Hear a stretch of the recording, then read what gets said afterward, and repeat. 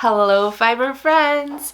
Today we're taking a journey, so let's head out to the fairgrounds and take a look around the Wisconsin Sheep and Wool Festival. And I'm hiding behind a pile of pallets because I feel awkward recording in public. But I want to bring you along virtually, and so we're going to have a great day and see who we run into, see if we can find any fun things to take home. Are you ready? I'm ready. Let's go have some fun at the Fiber Festival.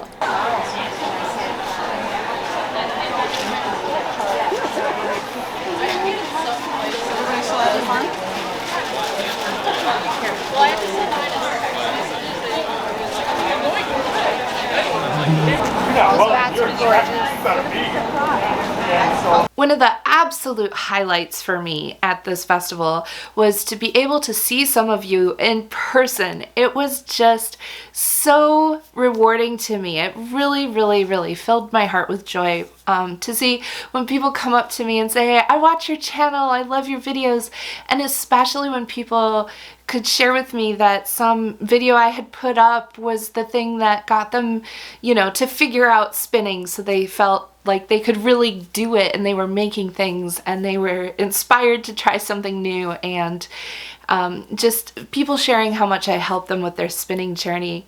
You all have no idea how much that just absolutely fills my heart with joy. That's what we're here for, is just the love and passion for fiber arts and spinning and wool and all of the things that come with that. And so to really get that feedback in person, there's nothing like it. They feel so good. They feel so good. Oh yeah. This is from Clements Columbus, and I also got a couple other things from them. So let's start there. I got some good clean fiber. This is Gotland, and I got a pound of it. I have some Gotland besides this. I have a project in mind, and if you've seen The Lord of the Rings, you might know what I'm up to. I have some things to get done first, but this called to me, and it was already clean. Because it's good clean fiber. There's like no VM in here at all. It just looks wonderful. So they had a whole bunch of bags like this of all different breeds, and they were very tempting. I wanted to scoop them up and bring them all home. And then there was one other thing. This is something I've wanted for forever. It is a brush cleaner. And this is so good for cleaning out drum carders, for cleaning out blending boards and hand cards. You know, obvious big drastic color changes that you can get little bits mixed in and you don't want that. That is going to be fantastic. So I'm excited to just go clean all my equipment for that. It's made from recycled plastic. I thought that was cool. And you could probably find those at like a salon supply store, but Clements Columbus had it and I wanted to support them, so I got it there. There was a knitting, walking, crochet walking relay race where people had to go through all different obstacles, and they had to weave in and out of sheep, and they had to sing Baba Black Sheep, and they had to sit on a rocking chair. And the whole time they had to be knitting or crocheting their projects, and that was just so much fun to watch.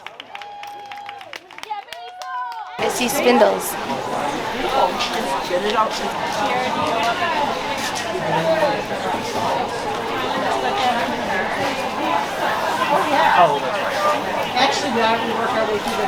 The spindle is from Handspun by Stefania, and it is so pretty. It's zebra wood. I hope it's showing up on camera. I hope you can see. This is very scooped out here, and because of that, it has more of the weight on the rim.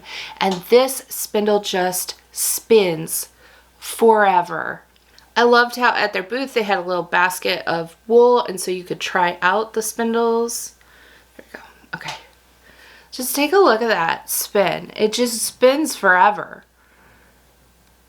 And ever. And ever. And it's only slowing down now because it's all bound up. But trust me when I say that this spindle just goes and goes and goes. It's lovely. It's a really smooth, nice spin. And so I tested a couple of their spindles because they had some wool there that I could use to test things out. And this was the one.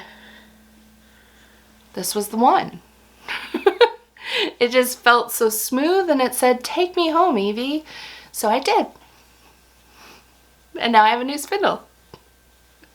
Last year when I went to the festival, I got this basket, and so many people have asked about this basket because it's absolutely fantastic. So of course I went back to Basket Artistry by Susan Pruce, and I visited with her. This is the famous basket maker who makes these amazing baskets with the spindle holder. It was designed at this show. I have fun doing it, and they're useful. I have one lady who's had hers for over 10 years, and she uses it for rendezvous and all kinds of things, but it's just serviceable because you can walk around, park your drop spindle if you're going up steps and you don't want to fall.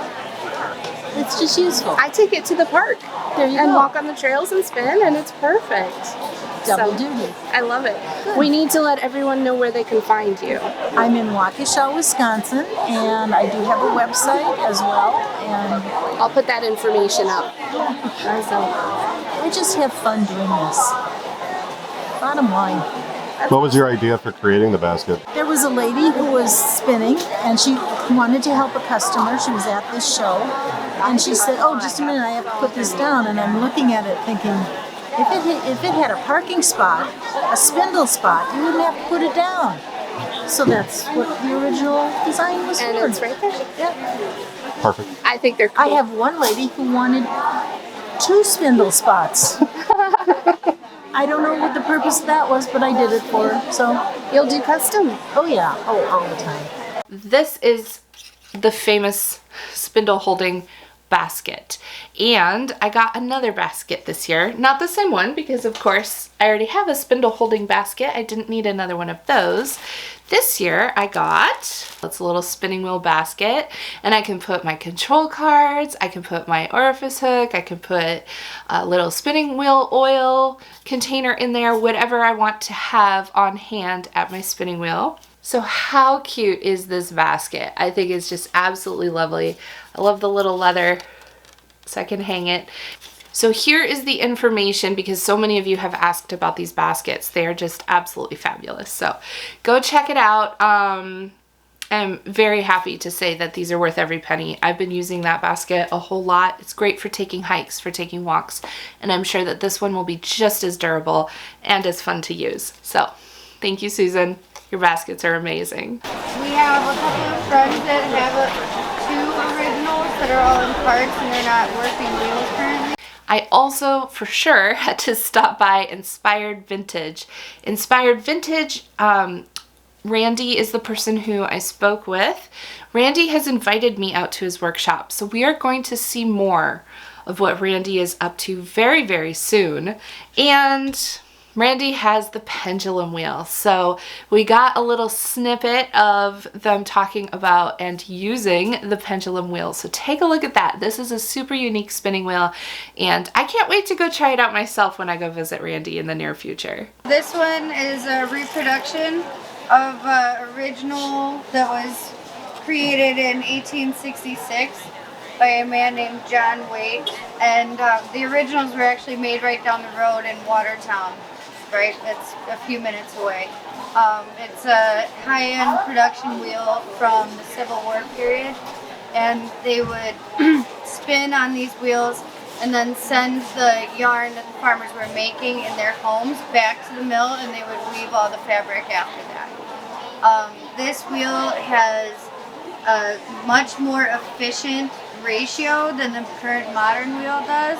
It's a 42-inch diameter big wheel, right?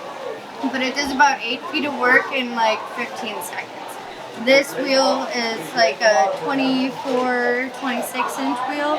It'll do about 6 inches of work in about 4 minutes. So you're really like blowing it out of the water with this wheel. It's super fast. And this way you don't have to walk, like it has a predecessor, the walking wheel. You're not walking to the quill and back. The quill comes to you. So the arm like extends out, and then when you wind back on, it comes back into you, and you can just wind it back on. But I can show you. So you build your twist like this, and then once you've got enough twist built up, you prop in the reverse direction, and then wind back on, just like that, and it walks back up to you. Very cool. Is this fully a reproduction, or are any of the parts original? There's one original part, and it's this long rod right here. Okay. Everything else has been reproduced. And you sell these you custom make them? Custom made, yeah. Yep. I found this little owl pin cushion, and he's adorable. And I want to get the kit. It has little wool scraps to make the pin cushion, and I just noticed that they have little sewing needle holders, and I have to look at those too because they're cute. So cute. This was something I got that I wasn't expecting to get, but they were too cute, and I couldn't help it. I had to. I stopped at One Wing Wool, and I got a Hoodie Pin Cushion kit and a U-needle case. There's the needle case, and there's the Hoodie Pin Cushion. This one is the kit, so it came with all the little wool scraps to stitch together to make the pin cushion. This one, the kit was sold out, so I just got the pattern, so I will use my own scraps. I have plenty of scraps. I will use my own scraps to make this little needle case, but I'm super excited to make these. I wanted something just a little different, but adorable, and they're so folksy, and they just feel cozy.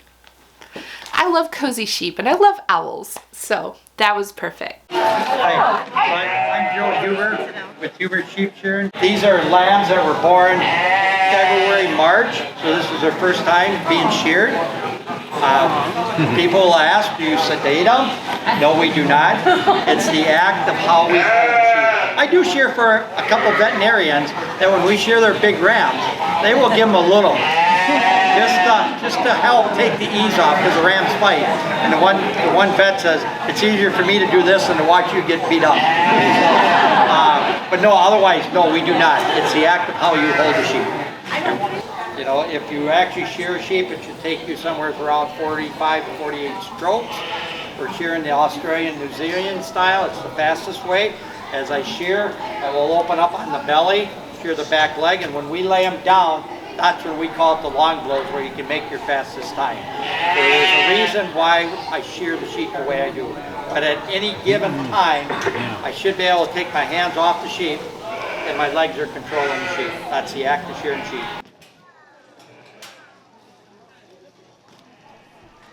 It was an absolute honor to watch Joe work with these sheep. He shorn all of the sheep that you see there. There wasn't a single nick on a single sheep, and it was amazing to watch him work because the sheep just relaxed in his arms, and if the sheep wiggled a little bit or wasn't comfortable, Joe was completely patient and just adjusted and waited until the sheep was calm and ready to do what needed to be done. It was just like he said. He could take his hands off the sheep and the sheep stayed relaxed and under control just by the positions of how Joe was holding the sheep with his legs.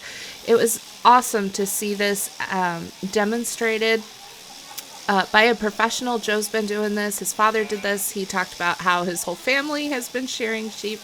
But sheep shearing is not something that you see a lot of people going into as a profession, but it is a necessary profession to have healthy sheep, to have a healthy wool industry. We need to have qualified, educated sheep shearers to be able to shear the wool. And so having educational opportunities like this for people to see how sheep shearing is done and to see a professional at work, I can't stress enough how important events like this are to just the whole health of the wool industry. It's just a vital piece of education here, and it was wonderful to watch Joe work.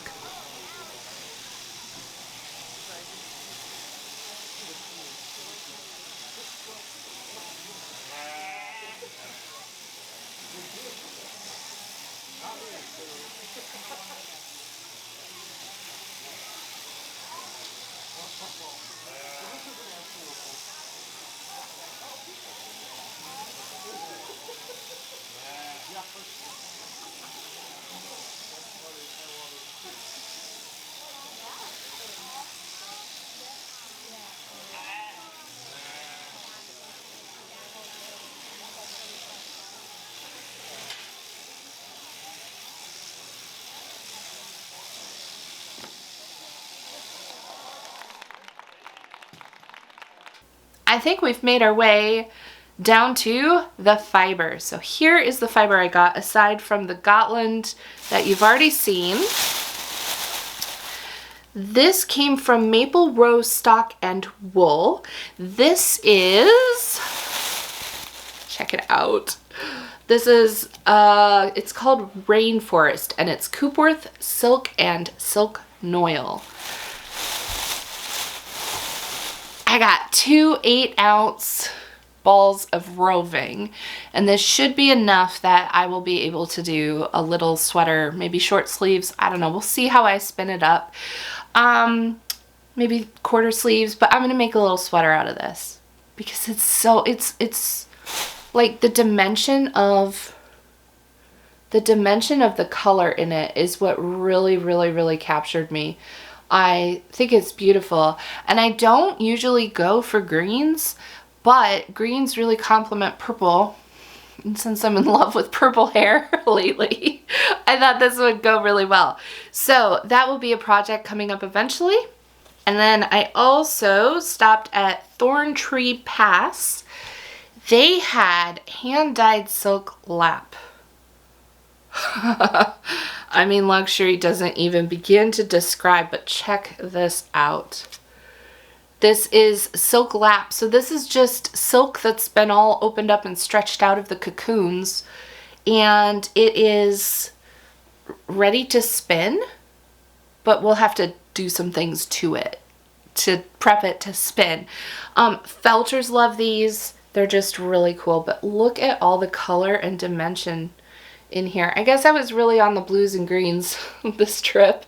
So I am very excited to play around with that and do some fun things with that. I don't know, I might blend it a little bit. It is, it's going to be a lot of fun. Let me know if you have thoughts or requests on the silk lap, because I haven't really done any videos with that type of a material. Well, I have some on Patreon, but I haven't done any for YouTube. So let me know what you want to see me do with the silk. I am open to suggestions and inspiration. I'm gonna get some locks. I didn't get locks from this booth last year, and I've regretted it ever since. Those would be ones you'd have to hold on to and cast down. Yeah. And now last but not least, this is like just so stunning I have to hold it up because it was like the star of the show for me in terms of just visual inspiration. This came from Sheepsandme. They were actually the first booth that I stopped at when I went into the first barn, and they have dyed locks. So this is a bundle, or bag I guess you could say, of wool locks. Most of their stuff is Teeswater. I think this is also Teeswater. It says on the tag.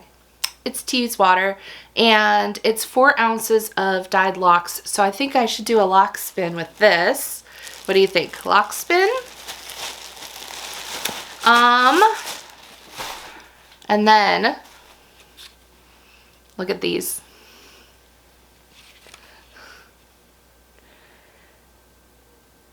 Can you see all the color in this? These are just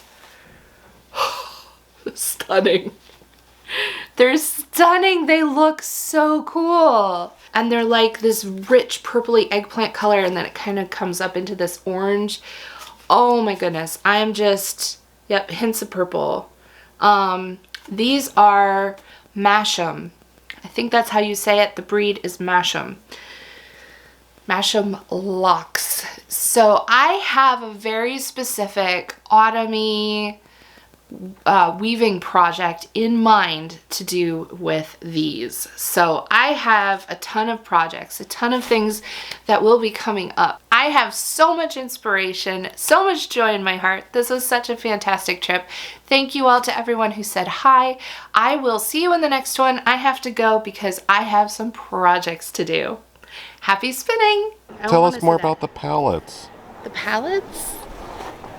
What breed are they?